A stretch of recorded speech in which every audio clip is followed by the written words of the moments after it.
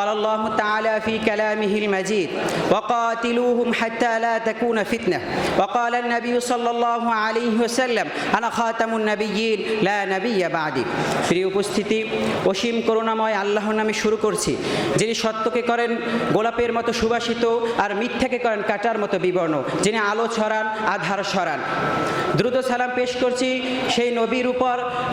মহাকালের নিবিড় গধূলিতে উদিত এক সুদীপ্ত সূর্য তিনি মুহাম্মদ মুস্তাফা সাল্লাল্লাহু আলাইহি ওয়াসাল্লাম নবীদের শেষ ফুল ওহির শেষ সুবাস মানবতার শেষ মণিমুক্তা অতঃপর সুশোভিত পুষ্পের মধুময় শুভেচ্ছা ও হৃদয় নিংড়ানো সবটুকু ভালোবাসা জ্ঞাপন করছি অধ্যকার মজলিসের সভাপতি আমার মাথার তার সমতুল্য প্রাণপ্রিয় ওস্তাদ এবং বিচারক মহোদয়ের প্রতি এবং আমার সামনে উপবিষ্ট রয়েছেন দূর দূরান্ত থেকে আগত একজাক এলিম পিপাসুক ভাইদের প্রতি প্রিয় উপস্থিতি আজকের আলোচনার আকাশে আমরা খুলছি সত্যের দরজা যে সত্য চিরকালীন যে সত্য পাহাড়ের মতো দৃঢ় যে সত্য সাগরের মতো গভীর আজকে আমার আলোচ্য বিষয় কাদিয়ানী মতবাদ প্রতারণা ও বাস্তবতা আচ্ছা কাদিয়ানী মতবাদ বলতে আমরা কি বুঝি 19 শতকের শেষ ভাগ ব্রিটিশদের আধারে ঢাকা পুরো উপমহাদেশ মুসলমানরা দুর্বল রাজনীতি নেই নেতৃত্ব নাই ঐক্য নেই এই অস্থিরতার ভিতর উঠে এলো কাদিয়ানী গ্রাম থেকে এক দাবির জ্বর 1835 সালে মির্জা গোলাম আহমদ কাদিয়ানীর জন্ম হয় ইংরেজ বেনিয়া গোষ্ঠীর হীনস্বার্থ চরিতার্থ করার উদ্দেশ্যে তাদেরই সার্বিক সহযোগিতায় 1889 সালে মির্জা গোলাম আহমদ কাদিয়ানী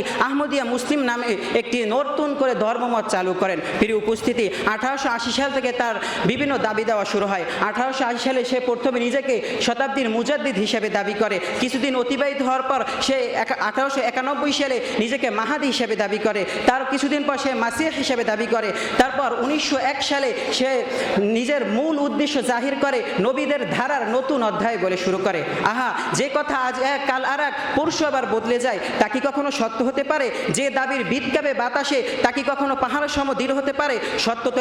একই পথে একই রূপে একই আলোয় প্রিয় উপস্থিতি মির্জা গোলাম আহমদ কাদিয়ানীর প্রতারণা খুবই আশ্চর্যের খুবই ভয়াবহ সে কিন্তু প্রথমে নিজেকে নবী দাবি করেনি সে প্রথমে নিজেকে দাবি করেছে মুজাদ্দিদ 423 নম্বর পৃষ্ঠায় রয়েছে সেই পৃষ্ঠা শেষে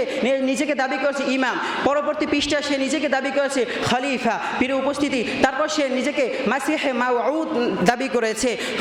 রুহানে খাজায়েন 192 নম্বর পৃষ্ঠা তারপর সে নিজেকে ঈসা ইবনে মারইয়ামের অবতার হিসেবে দাবি করেছে হাকিকতুল ওহী 194 নম্বর পৃষ্ঠা তারপর সে স্বয়ং ঈসা আলাইহিস সালাম দাবি করেছে তারপর সে নিজেকে জিল্লে নবী বা ছায়া নবী হিসেবে দাবি করেছে যখন দেখলো কিছু মানুষ তাকে মেনে নেয় তখন সে নিজেকে নবী হিসেবে দাবি করলো এবং তাতিম্মায়ে হাকিকতুল ওহীতে লেখছে উসনে মেরা ভেজা আর উসনে মেরা নাম নবী রাখ দিয়া সে তার আরবাইন নামক কিতাবে লিখেছে যে আল্লাহ তার নবী তথা আমাকে সত্য সহ এবং উত্তম চরিত্র সহ প্রেরণ করেছে প্রিয় উপস্থিতি সময় সংক্ষিপ্ত না হলে দেখিয়ে দেওয়া যেত যে কাদিয়ানীর এক কথাই আর এক কথার সাথে সম্পূর্ণ হিতে বিপরীত তার কথার কারণে সে নিজেই নিজের কাফিরে হয়ে যায় প্রিয় উপস্থিতি গোলাম আহমদ কাদিয়ানীর এই দাবি এই দম্ভ এই চ্যালেঞ্জ এ হলো আকীদার প্রাচীরে তীর ছোলা এ হলো ইমানের ময়দানে আগুন জ্বালানো আল্লাহ রাব্বুল আলামিন যেখানে সুস্পষ্ট ভাষা ইবারাতুন নাস দিয়ে বলেছেন মা কানা মুহাম্মাদুন আবা আহাদিম মির রিজালিকুম ওয়ালাকিন রাসূলুল্লাহ ওয়া খাতামান নাবিয়্যিন এই আয়াত হলো সময়ের দেয়ালে লেখা এমন এক ঘোষণা যা কখনো বদলায় না যা মুছে না যেন একটি সূর্য তারপর আর কোনো সূর্য ওঠে না যেন একটি ফুল তারপর আর কোনো ফুল ওঠে না তেমনি নবুয়তের বাগানে শেষ ফুল ফুটেছে মুহাম্মদ সাল্লাল্লাহু আলাইহি সাল্লাম নামে সেই সুবাসিত ফুলটি প্রিয় সুধী এই আয়াতের তাফসিরে যদি আমরা লক্ষ্য করি তাফসিরে কুরতুবী তাফসিরে রুহুল মানি তাফসিরে মাকাতিন বিন সালমান প্রায় তাফসিরে এই খাতামুন নাবিয়্যিনের তাফসির করা হয়েছে লা নাবিয়্যা বাদাহু ইউআক্কিদু আন্নাহু আখিরুল আম্বিয়া ওয়ার রুসুলি ফি সিলসিলাতিল আম্বিয়া প্রিয় উপস্থিতি খতমে